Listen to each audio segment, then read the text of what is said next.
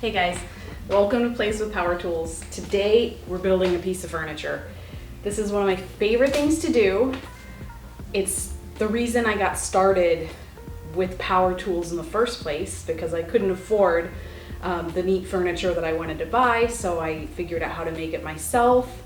It's been a lot of learning over the course of many years, but this was basically what brought about my entire hobby. It's just furniture. So I'm going to be building a storage bench for the foot of our master bed, and I've been searching for like a year for the right piece of furniture. I can't find anything that's narrow enough that both includes storage and the look that I want. So I've kind of come up with a concept in my head, got some materials, and I'm going to see if I can make one myself. Okay. The main body of the bench is going to be built out of this 1/2-inch sanded plywood. Plywood's a lot more expensive than it used to be, but it's still a great material for building a box because, well, you don't really need to do it out of solid wood, especially if you're going to clad it in something else. So I'm going to rip this down to size. I don't have a drawing for the bench, but it's up here. And we're just gonna work as we go. We're gonna figure out our dimensions and what we're doing. I know how wide and how tall I want it to be. And yeah, we're just gonna figure the rest out.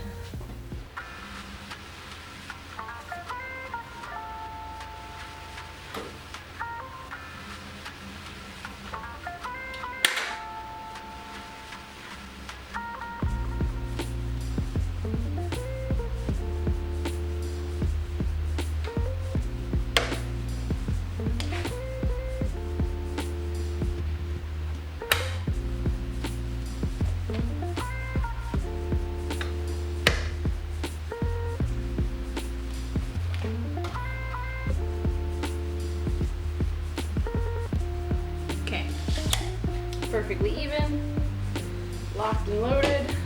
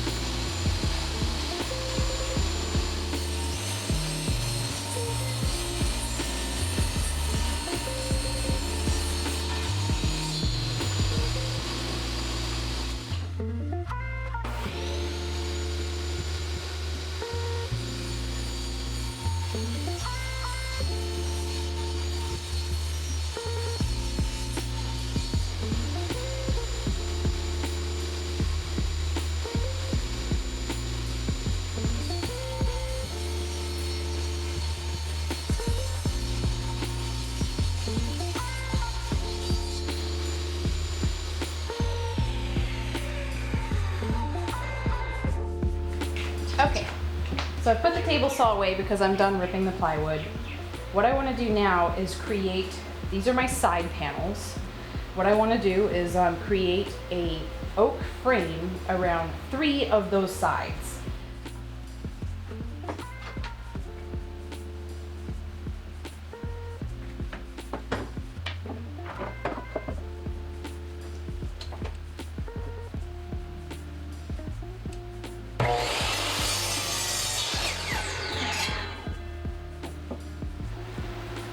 Okay, I know this might seem slightly weird what I'm doing. I've actually decided to not cut these straight ends at the bottom because I've already set my saw angle to 45 degrees.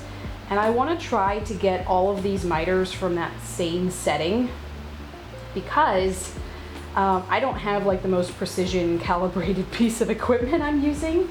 My angle might be several fractions of a degree off, and so I'd like to use that same saw setting for these miter cuts so that I can get the tightest corners possible.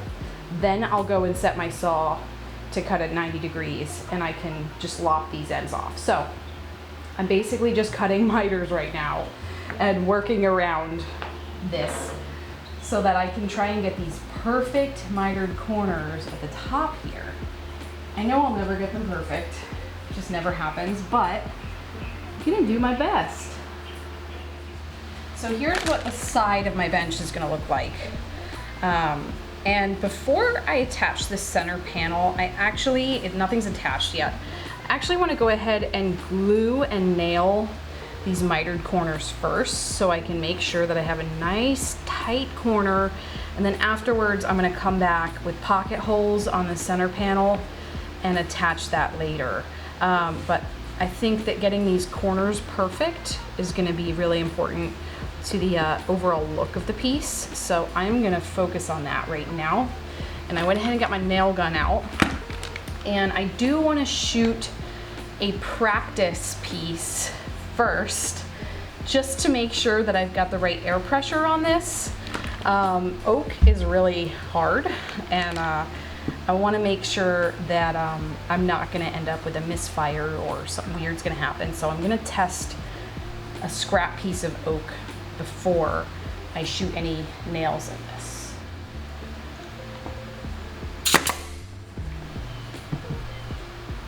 Okay, so it looks like I do need to increase my air pressure a tad because the nail head is just sticking out slightly. And let's see if third time's the charm.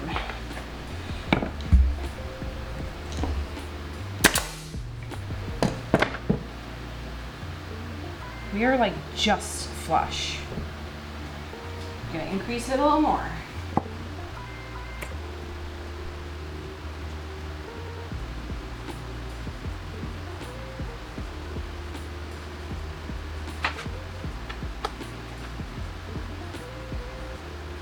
Nail this right here.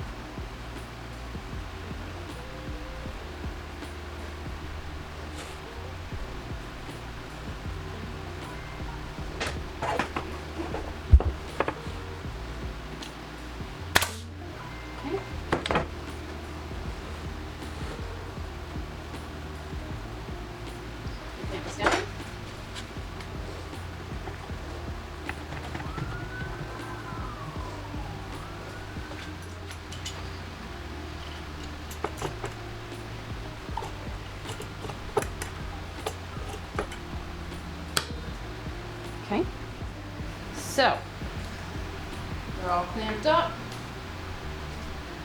I just want this wood glue to dry really well.